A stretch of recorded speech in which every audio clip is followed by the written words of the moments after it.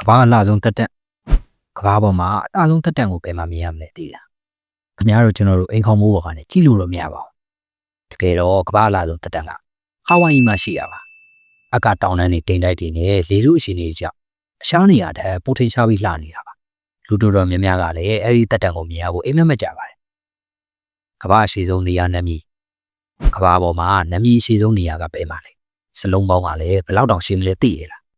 အင်္ဂလိပ်အခရာမှာ26တောင်ရှိပါတယ်ဒီပုံကိုကြည့်ပါအဲ့ဒီနေရာရဲ့နာမည်ကတော့အခရာပေါင်း85တောင်ရှိရပါပြီးတော့အဲ့ဒီနာမည်ကိုအစဆုံးဖတ်ဖို့ဆိုရင်တော်တော်မောသားပါလိမ့်မယ်ဒါကြောင့်မလို့ကျွန်တော်ကတော့မဖတ်ပြတော့ပါဘူးစဉ်းစားကြည့်ပါအဲ့ဒီနေရာအတွက်ဆိုင်းဘုတ်လုပ်ပေးရတဲ့သူဆိုရင်ဘယ်လောက်တောင်ကောင်းကြိုက်သွားမလဲကိုကာကိုလာမရတဲ့နိုင်ငံများကိုကာကိုလာကိုကြိုက်ကြတာကျွန်တော်နဲ့မမလီစာအပြင်တကဘာလုံးကစောက်နေကြတဲ့ကိုကာကိုလာကိုတောက်လို့မရတဲ့နိုင်ငံနဲ့နိုင်ငံရှိတယ်ဆိုတာကိုခင်ဗျားတို့သိပြီးပြီလားအဲ့ဒီနိုင်ငံတွေကတော့မြောက်ကိုရီးယားနဲ့ကျူးဘားနိုင်ငံတွေပါအဲ့ဒီမှာကိုကာကိုလာတောက်တာဖြစ်ဖြစ်ဝယ်တာဖြစ်ဖြစ်တွေ့သွားရင်ထောင်ကျနိုင်ပါတယ်အသုံးများဆုံးအခရာနဲ့အီလွန်မက်အင်္ဂလိပ်စာမှာအသုံးများဆုံးအခရာဘာလဲသိလားအဖြေကတော့အီပါ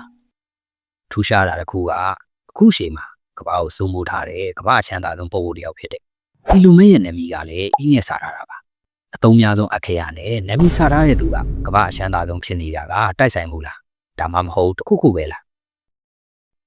ဥကရင်လားအကောင်ကရင်လားကဲပြောပါဦးကြဲ့ရင်လားလားဥရင်လားလားဆိုပြီးလူတွေကခင်ဗျားကိုချင်းချင်းကောင်းစားဦးရမှာပါဒီနေ့ကျွန်တော်ဒီမိကုန်းရဲ့အဖြေကိုပြီးလိုက်ပါမယ်သိပ္ပံပညာရှင်တွေရဲ့အဆိုအရတော့ကြက်ကရင်လာတာပါအားကြောင့်လဲဆိုတော့ဥပုံဖြစ်လာဖို့လိုအပ်တဲ့ပရိုတင်းဓာတ်ကိုကျက်မရဲ့ခန္ဓာကိုယ်ထဲမှာပဲထုတ်လုပ်နိုင်ဖြစ်ပါတယ်တခြားဘယ်အရာကမှအဲ့ဒီပရိုတင်းကိုမထုတ်လုပ်နိုင်တာကြောင့်ကြက်ကပါရင်လာတာဖြစ်ပါတယ်မျက်လုံးရဲ့၄ချိန်အခုခင်ဗျားတို့ဗီဒီယိုကြည့်နေတဲ့မျက်လုံးတစ်ဖက်ရဲ့၄ချိန်ကဘယ်လောက်တောင်ရှိမလဲသိလားတကယ်တော့လူတစ်ယောက်ရဲ့မျက်လုံးတစ်ဖက်က7.5 gram ပဲလေးတာပါ7.5 gram ဆိုတာတကယ်တော့အင်မတန်ကိုတိတိလေးပါဒီလောက်သေးတဲ့အရာလေးကကျွန်တော်တို့ဘဝအတွက်ဘယ်လောက်တောင်ရေးပါသလဲဆိုတာကိုစဉ်းစားကြည့်လိုက်ပါဦးမျက်လုံးသာမရှိရင်ကျွန်တော်တို့ဒီလောက်ပါတဲ့ကဘာကြီးကိုမြင်တွေ့နိုင်မှာမဟုတ်ပါဘူးဒီလောက်အဖိုးတန်တဲ့မျက်လုံးလေးတွေနဲ့ကျွန်တော်ရဲ့ channel ကို subscribe နေသွားပေးဖို့မမေ့နဲ့ဦးနော်ကဘာအတူဆုံးဗီဒီယိုဒီနေ့ကျွန်တော် YouTube နဲ့ပတ်သက်ပြီးပြောပြမယ့်အချက်ကိုကြားရင်ခင်ဗျအံ့ဩသွားမှာပါဒီကဘာပေါ်မှာအတူဆုံးဗီဒီယိုဒါမှမဟုတ်ရင်လေ YouTube ရဲ့အတူဆုံးဗီဒီယိုကဘာဖြစ်မလဲ YouTube ပေါ်မှာရှိသမျှတွေမှာအတူဆုံးဗီဒီယိုရဲ့ကြာချိန်က 0.0 စက္ကန့်ပဲရှိပါတယ်အဲ့ဒါကဘယ်လောက်တောင်တိုးတယ်လဲဆိုရင်ကျွန်တော်ဒီမှာဗီဒီယိုပြလိုက်ရင်တော့ဘယ်အချိန်မှာစလို့ဘယ်အချိန်မှာပြီးသွားမှန်းတော့သိလိုက်မှာမဟုတ်ပါဘူးဒီဗီဒီယိုကတိုလွန်းလွန်းဗီဒီယိုရဲ့အလယ်မှာရက်လို့တော့မရပါဘူးတကယ်လို့ဗီဒီယိုကိုကြည့်ချင်တယ်ဆိုရင်လည်း comment မှာပေးထားပါမယ်နာမည်ကိုအင်္ဂလိပ်လိုဘယ်လိုခေါ်လဲကဲခင်ဗျားတို့မေးခွန်းတစ်ခုမေးပါမယ်ကျွန်တော်တို့မနေ့တိုင်းစားနေတဲ့နာမည်ကိုအင်္ဂလိပ်လိုဘယ်လိုခေါ်လဲရှပက်တီလို့ဖြေရင်တော့အဖြေကမှားနေပါတယ်တကယ်တော့အင်္ဂလိပ်လိုမှန်မှန်ကန်ကန်ခေါ်မယ်ဆိုရင်တော်တီလာဒါမှမဟုတ်ရင် Indian Flappy လို့ခေါ်ရမှာပါအနောက်နိုင်ငံတွေမှာတော့ဒီလိုပဲသုံးလုံးကြပါတယ်Google ရဲ့တင်မသိသေးတဲ့အချက် Google ကိုတော့တင်သေးကြပါအသုံးပြုဖို့မှာပါဒီနေ့ကျွန်တော်ပြပြမယ် Google ရဲ့ထူးခြားချက်ကိုတော့ Google Session စမ်းသပ်ကြည့်လို့ရပါတယ်ကမ္ဘာအကြီးဆုံး Search Engine ဖြစ်တဲ့ Google မှာတင်သွားပြီဒီစာလေးကိုရိုက်ရှာလိုက်မယ်ဆိုရင် Google ရဲ့ screen တစ်ခုလုံးကပတ်ရှာလဲသွားပါလိမ့်မယ်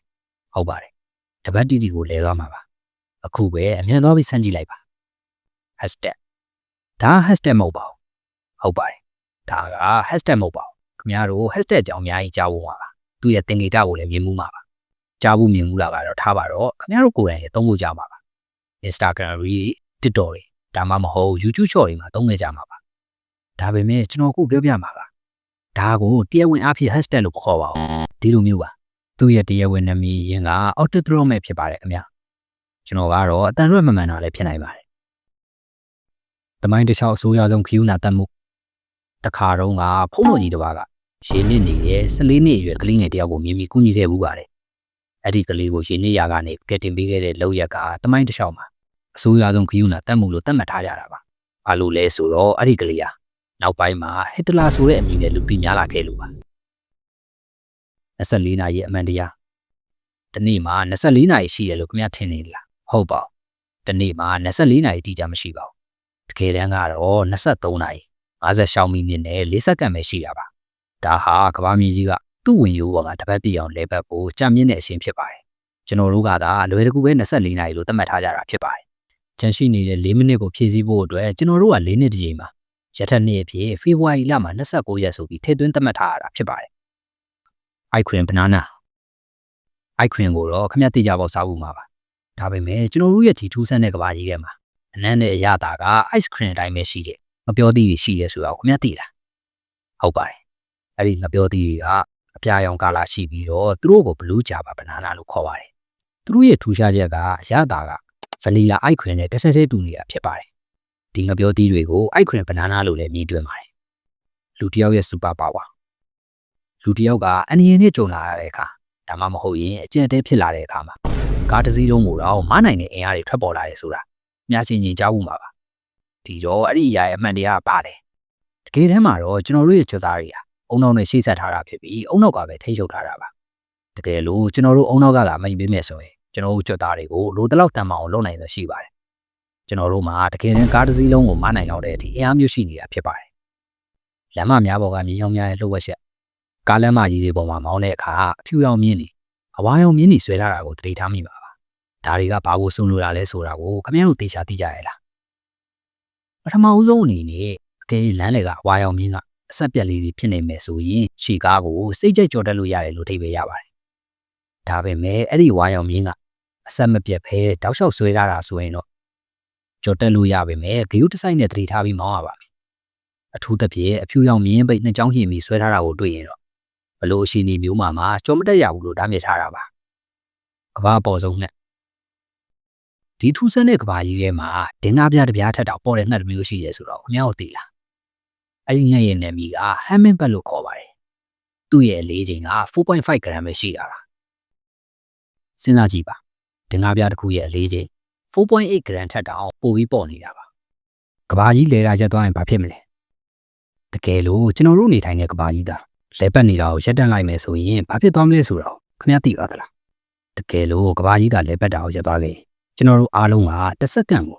465မီတာဆိုတဲ့အရှိန်နှုန်းနဲ့အရှိတ်ဘက်ကိုလွင့်ထွက်သွားမှာပါအဲ့ဒီလိုလွင့်ထွက်သွားတဲ့အရှိန်ကြောင့်ကျွန်တော်တို့အသက်ကလည်းသိဆုံးသွားနိုင်ပါတယ်တစ်စက္ကန့်ကို465မီတာဆိုတဲ့အရှိန်ဟာတကယ်ကိုမျက်စံလွန်းလာပါတယ်ကဘာကြီးကအီကွေတာမှာတနာရီကိုမိုင်1000နီးပါးအရှိန်နဲ့လဲပတ်နေတာပါတကယ်လို့ရုတ်တရက်ရက်သွားရင်အင်နာရှာအဟုန်ရောက်ကုန်းမြေပေါ်ကအရာအလုံးကကြီးစံတစ်ခုတည်းမြန်တဲ့အချိန်နဲ့လွင့်ထွက်သွားမှာဖြစ်ပါတယ်။ဒီအချက်လေးတွေကိုခင်ဗျားတို့ရင်ကသိပြီးပြီလား။ဘ ဟိုတူတာအသက်တစ်ခုကိုရသွားတယ်ဆိုရင်တော့ကျွန်တော်ရဲ့ channel ကို subscribe လုပ်သွားဖို့မမေ့နဲ့ဘူးနော်။နောက်ဗီဒီယိုတွေမှာကျွန်တော်တို့ပြန်တွေ့ကြပါ။ကျွန်တော်က Chris ပါ like and subscribe လုပ်ဖို့မမေ့နဲ့ဘူးနော်။